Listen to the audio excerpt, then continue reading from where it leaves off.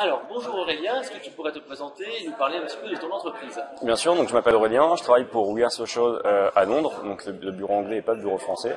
Je suis responsable clientèle depuis 2 ans et demi là-bas. J'ai commencé ma carrière chez We Are Social et je suis encore là.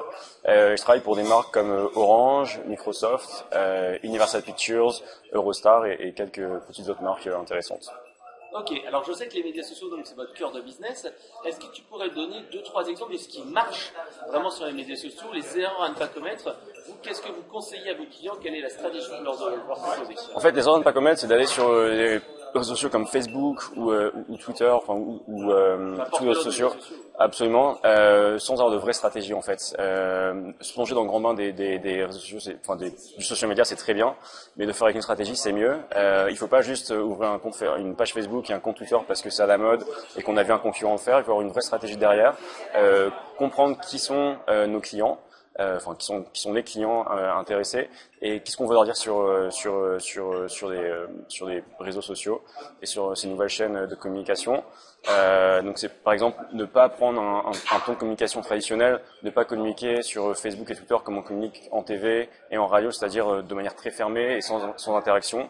Et pas balancer des communiqués de presse, dire tiens je viens de sortir un super produit, achetez-le. Absolument, donc si on prend l'exemple des blogueurs, c'est travailler avec les blogueurs en amont et pas juste envoyer un communiqué de presse dans un email et d'inviter un blogueur, un événement blogueur. C'est vraiment travailler avec les clients en amont. Sur le relationnel, sur le long terme, absolument.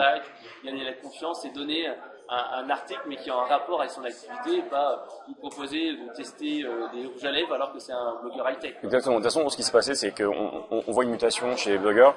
Il y a quelques années, mais il y a même quelques mois, il y avait beaucoup de blogueurs qui bloguaient pour histoire de bloguer et pour le plaisir. Et on a beaucoup de blogueurs qui maintenant refusent de travailler avec une marque parce que ce qu'on propose c'est pas intéressant, ou alors on s'est trompé de cible, ou alors on a fait une mauvaise approche avec le blogueur. Et c'est pareil sur Facebook. Au final, les consommateurs, on va pas leur pousser, on va pas pousser des choses qui les intéressent pas sur Facebook, parce que du coup on va se faire allumer, si je peux dire, par les clients sur la page Facebook. Donc c'est vraiment réfléchir avant de se lancer.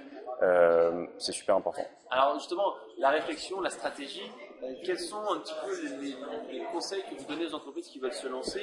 Donc identifier les carrefours d'audience, c'est-à-dire où se trouvent les clients, ça c'est la base. C'est la première chose. Est-ce qu'il y a quelques exemples justement là-dessus de certains de vos clients que vous avez accompagnés et que vous avez bien conseillé sur le bon outil à utiliser sur les médias sociaux, sur du blog, du forum, du Twitter, du Facebook, etc. Par exemple, une entreprise qui était très Facebook, une autre qui est plutôt Twitter, enfin voilà quelques exemples pratiques. Un très bon exemple qu'on a, c'est Orange. Donc on travaille avec le département GMI d'Orange, donc qui est marketing innovation, et en fait on lance des produits assez régulièrement pour eux qui sont très innovants et qui sont pour un public d'early adopters, et du coup le challenge qu'on a, c'est de communiquer avec ces early adopters, donc des blogueurs mais aussi des gens sur Twitter, des gens sur Facebook, et créer un contenu qui les intéresse sur Facebook. Parce qu'en fait ce qu'on fait pour Orange, c'est très intéressant. On a utilisé Facebook et Twitter comme des chaînes de relations clients, mais de relations clients techniques, c'est-à-dire qu'on répond à leurs problèmes, on répond à leurs bugs sur les applications, etc. sur la page Facebook. Donc c'est le principal support de support client, mais c'est aussi un support de communication. Et c'est réussir non seulement à ramener les gens sur la page, les transformer ensuite en users, donc les faire télécharger des applications ou leur faire créer un compte sur les services, et ensuite leur faire comprendre qu'on est là pour pousser de l'actualité autour de l'application ou alors autour de l'univers d'application. Donc c'est un univers très mobile ou très tech ou c'est assez ordinateur. Donc faut trouver des sujets qui les intéressent. Ils aiment beaucoup l'humour geek, ce genre de choses, ça marche toujours bien, mais faut pas non plus être trop dans le cliché. Donc c'est vraiment comprendre sa communauté et ça prend du temps. Parce qu'on dit beaucoup de community management c'est facile.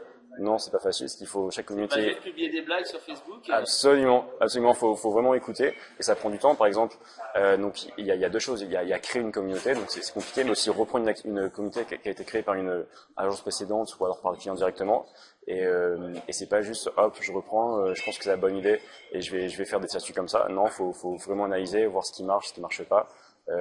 Voir à quelle heure les fans interagissent le plus sur la page. Il y a des marques comme les marques d'alcool où c'est mieux de publier le soir que le matin, parce que je pense qu'il y a très peu de personnes qui pensent à boire une bière au petit déjeuner. Et par contre, il y a d'autres marques comme une marque de dentifrice, c'est peut-être plus logique d'interagir le matin que l'après-midi. Donc c'est plein de petites variantes comme ça. C'est comprendre la communauté et comprendre les consommateurs.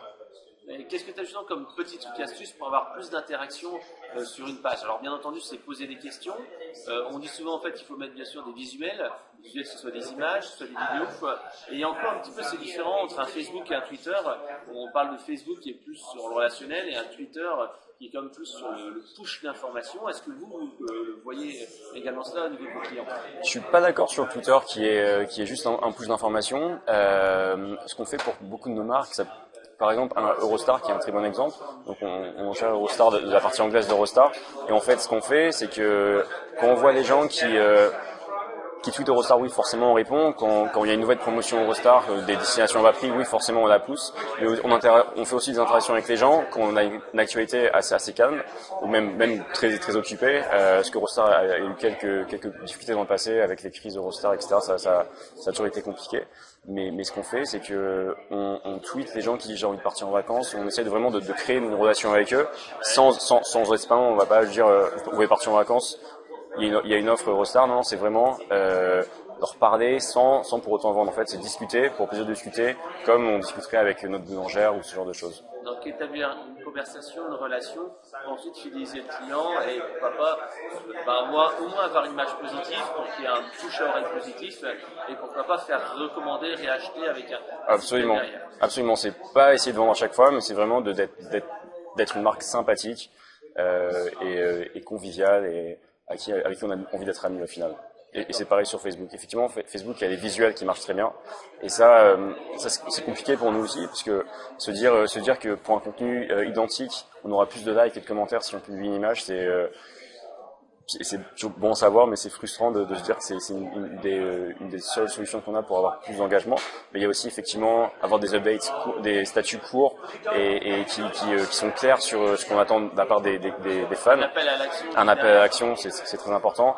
Des taguer des pages différentes. Donc par exemple, si aujourd'hui on a le web, de community manager de la page Orange veut dire Orange et le web, posez vos questions à Adobe Examiner par exemple, c'est taguer la page de web, taguer la page ou le compte de Examiner si c'est possible, ce genre de choses. Vraiment faire des interactions avec les consommateurs mais aussi avec d'autres pages.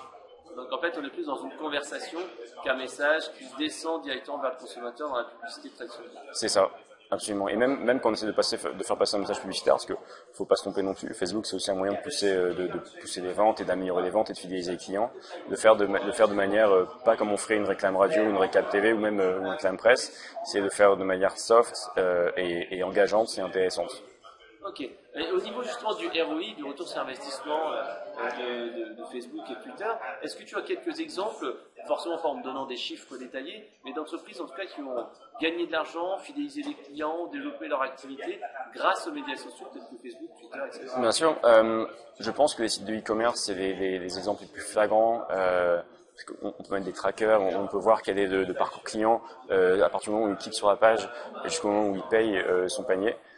Donc oui, on a beaucoup travaillé avec Brandalé, c'est pas moi, mais je sais que mon équipe a travaillé avec Brandalé qui est une marque franco-anglaise. À partir du moment où on a pris en charge la page Facebook, donc on a fait en sorte de faire grossir la page Facebook, mais on a aussi chargé de développer le business en mettant absolument. des promos, des coupons, des choses comme ça. De manière intelligente. Par rapport aux saisons, on va pas promouvoir une parka en plein été. Il y a des pages qui le font, donc c'est intéressant. Mais ouais, c'est vraiment fidéliser sur et avoir un calendrier aussi, un marronnier comme on dit dans le marketing.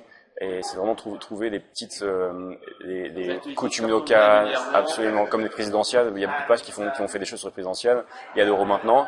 Ça peut paraître banal, mais si on trouve la bonne accroche autour de l'euro ou d'un événement en particulier, il y a pas de raison de pas le faire. Okay. Alors là, on va arriver sur la partie un petit peu prospective. Qu'est-ce qui va se passer dans les années à venir? Selon toi, quelles vont être les prochaines évolutions qu'on va voir au niveau des médias sociaux? Alors, on parle de la mobilité. Ensuite, il y a des startups qui ont été un petit peu rachetées. Il y a Instagram qui a été racheté par Facebook. Il y a LinkedIn qui a racheté SlideShare. Où est-ce qu'on va selon toi? Quelles vont être les prochaines évolutions au niveau des médias sociaux? Effectivement, je parlais de la mobilité. Donc la mobilité, c'est quelque chose pour moi, c'est vraiment la prochaine étape dans les réseaux sociaux. On sait que maintenant, aujourd'hui, il y a 500 millions de membres Facebook qui accèdent à Facebook depuis leur mobile. C'est plus de la moitié des membres, donc c'est absolument énorme. Donc Facebook est un peu en retard par rapport à la mobilité. la publicité sur Facebook n'est pas encore disponible. Il y a problème des applications, il y a beaucoup d'applications de jeux sur Facebook qui sont pas disponibles sur mobile, il y a des problèmes de compatibilité. Et ça, c'est très important de faire attention quand on lance un jeu Facebook, une application, faire en sorte que c'est compatible avec le mobile. Donc même si l'expérience est pas la même et pas aussi complète, faire en sorte que voilà, si les gens ils voient un tel a participé à ce jeu-là, si les gens cliquent, ils arrivent sur une page d'accueil ou sur quelque chose qui explique que c'est seulement disponible sur le web, ou alors qu'il y a un formulaire pour qui rentre leur adresse email et qui reçoivent un email pour se rappeler de participer. Mais ne pas oublier le mobile, c'est quelque chose de très important. Ok, donc la première chose de mobile, et est-ce qu'il y aura une deuxième tendance que tu commences à voir émerger maintenant? Deuxième chose, je dirais que c'est l'interopérabilité on-off, donc c'est-à-dire amener Facebook, Twitter et les réseaux sociaux, les médias sociaux dans la vraie vie en fait. Donc on parle beaucoup de NFC, etc. Où tu peux par exemple checker sur Foursquare ou sur Facebook. Si après c'est quelque chose à mettre en place, mais et voilà, enfin amener Facebook à la vie réelle en fait. Donc en fait, c'est-à-dire qu'on génère en fait de l'intérêt via les médias sociaux pour ensuite emmener les personnes, pourquoi pas dans un magasin physique, pour aller acheter. Absolument. Et dans le sens aussi, par exemple, on peut imaginer quelqu'un qui va chez Carrefour, qui a sa carte de fidélité Carrefour ou une autre marque. Par exemple, quand il passe sa carte à la caisse. Bam, on peut imaginer quelque chose sur Facebook. C'est vraiment faire en sorte que le monde réel et le monde virtuel se rencontrent enfin pour faire des choses intéressantes et pour voir. C'est aussi dans l'intérêt des marques, dans l'intérêt des agences et dans l'intérêt du marketing en général, dans les campagnes 360, de faire en sorte que voilà, il n'y ait pas juste une campagne qui soit web et une campagne télé et une campagne street, mais que tout ça se rencontre.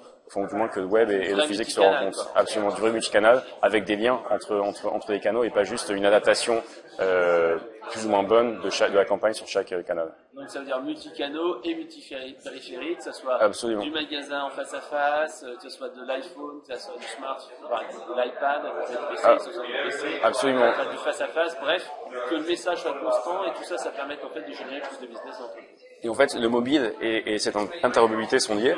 Parce que le mobile, c'est quand même après le portefeuille, peut-être, c'est quand même l'élément qu'une personne a toujours sur soi, et c'est l'élément le plus personnel qu'il a. Donc, je pense pas qu'il y ait beaucoup de gens qui voudraient que leur mère lise leur texto, etc., ou écoute leur message vocal.